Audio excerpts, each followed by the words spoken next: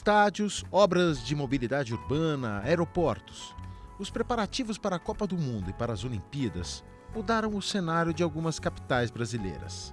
Obras imensas, em muitos casos com caráter de emergencial, onde os trabalhadores, principalmente da construção civil, sofreram, além das pressões tradicionais, o fato de estarem levantando as obras que, de alguma maneira, representam o país.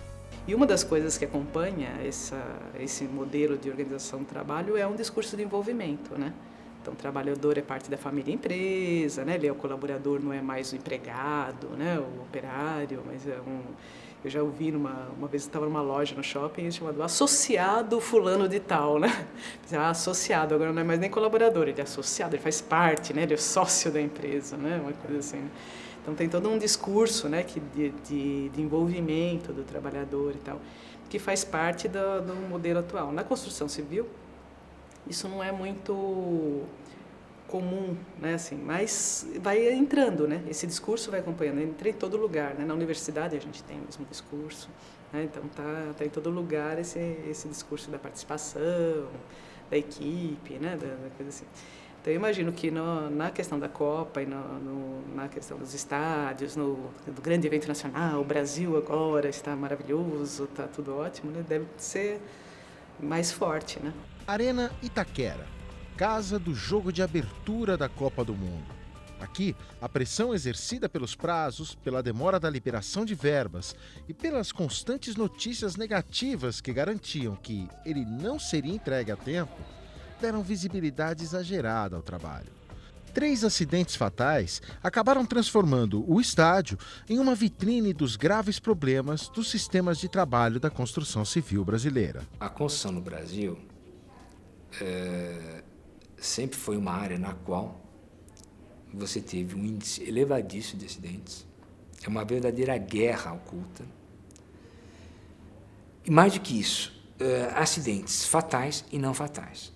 E naturalizados. Se você pega um aeroporto de Guarulhos com 6 mil funcionários, você pega um aeroporto de Viracopos com 8 mil funcionários.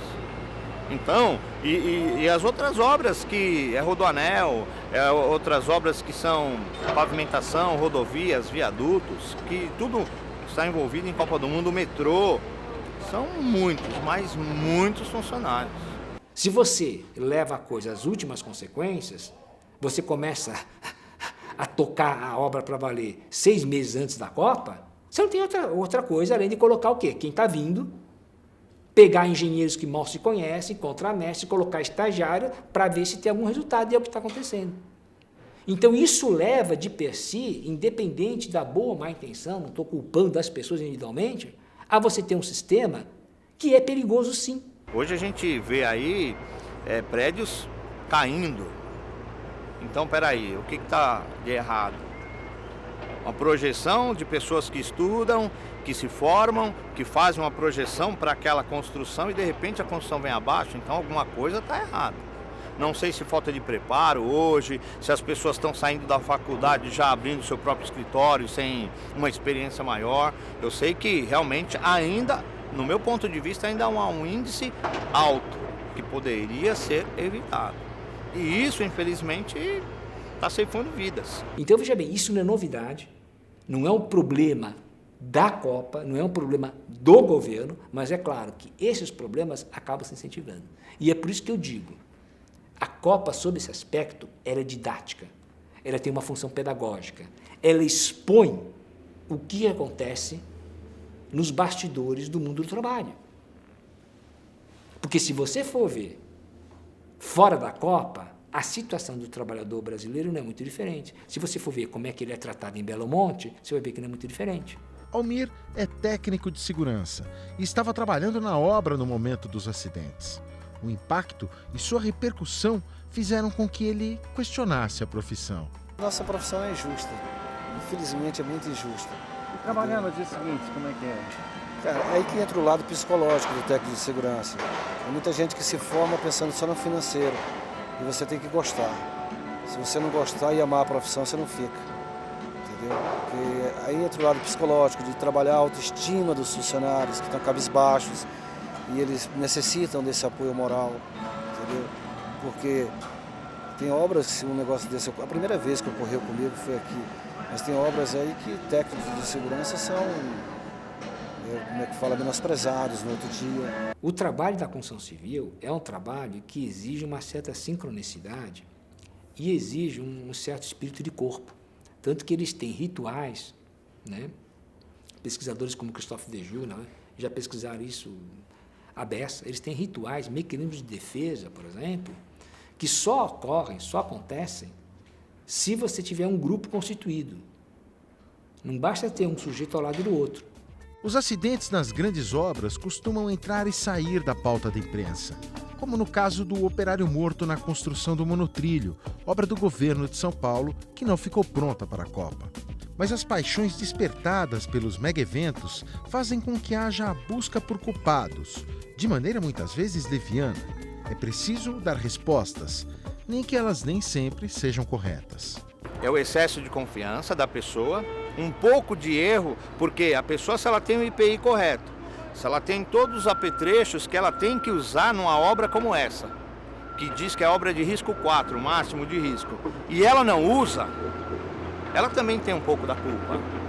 Obviamente que se tivesse uma fiscalização em cima, as pessoas adequadas, técnico de segurança, engenheiro, que tivesse ali, poderia coibir e isso não viria a acontecer. Mas tem a parte de culpa da própria pessoa, tem sim.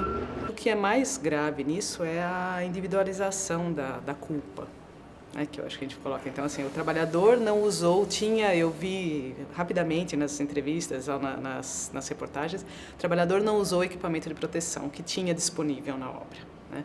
E como se fosse uma questão dele usar ou não, né? Agora, a gente sabe que, assim, que na pressa, se você tirar, por exemplo, você tem um cinto de segurança, ele estava pendurado no alto. Então, você tem um cinto de segurança que você vai ter anexar num lugar. Depois você vai para o outro, você tem que tirar de lá, vai pôr... Você tem todo um procedimento que você, na pressa, vai ocupar um tempo, né? E aí você não acaba não usando.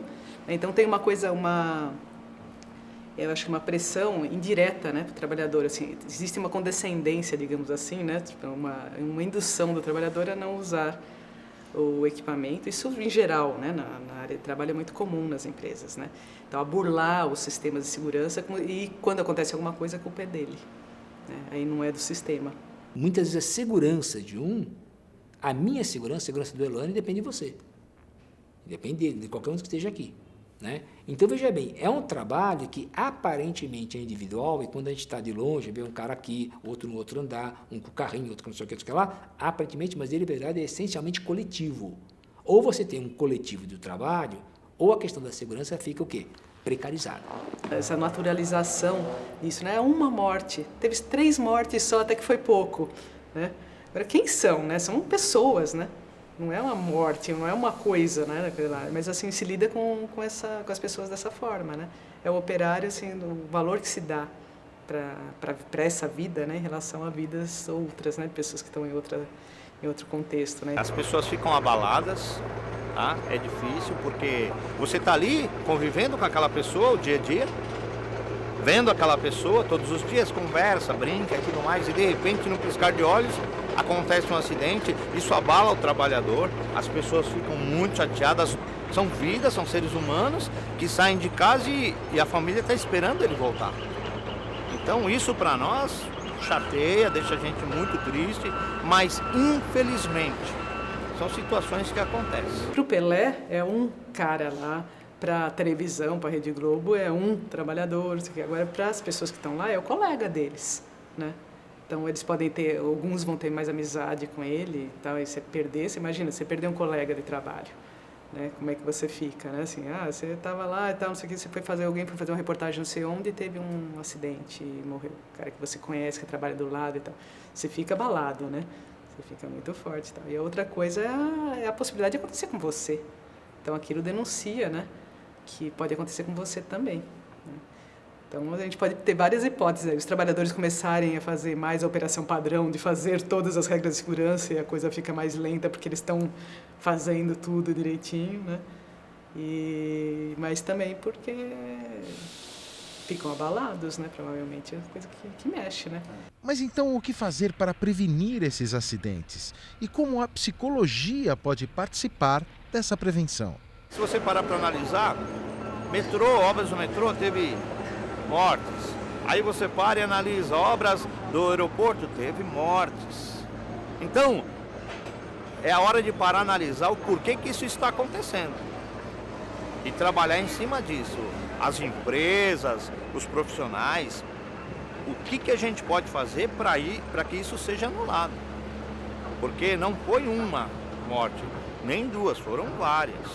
O papel da gente nessa questão toda da Copa e tal, talvez fosse estar junto com os trabalhadores, junto com os sindicatos, discutindo uma conscientização, não conscientização para evitar ato inseguro, né, que se coloca nos acidentes normalmente, quando se culpa o trabalhador, né, e o nome que se dá isso é ato inseguro. Então, o trabalhador cometeu um ato inseguro, porque ele tinha a possibilidade de fazer outras coisas. Isso é uma coisa que a gente briga na saúde do trabalhador há décadas, né? Então, assim, não existe isso, né? O ato inseguro é quando você não tem uma condição segura e quando você não tem, né? Tem, na legislação, inclusive, prevê isso, né? Que o empregador tem que oferecer todos os meios, tem que oferecer todas as questões. É a responsabilidade dele, a segurança dos trabalhadores, né? Mas, na prática, sempre se lida com essa história do ato inseguro, né? Então, você discutir isso, por exemplo, num sindicato, com os trabalhadores da construção civil, né? Então, o que é, o que não é, como você vai lidar com isso, né? Ou cobrar os seus direitos, a não entrar nesse jogo, talvez fosse uma atuação interessante, né? Para o psicólogo fazer. No próximo episódio de Diversidade, como um mega evento muda o ânimo das cidades e de todo o país.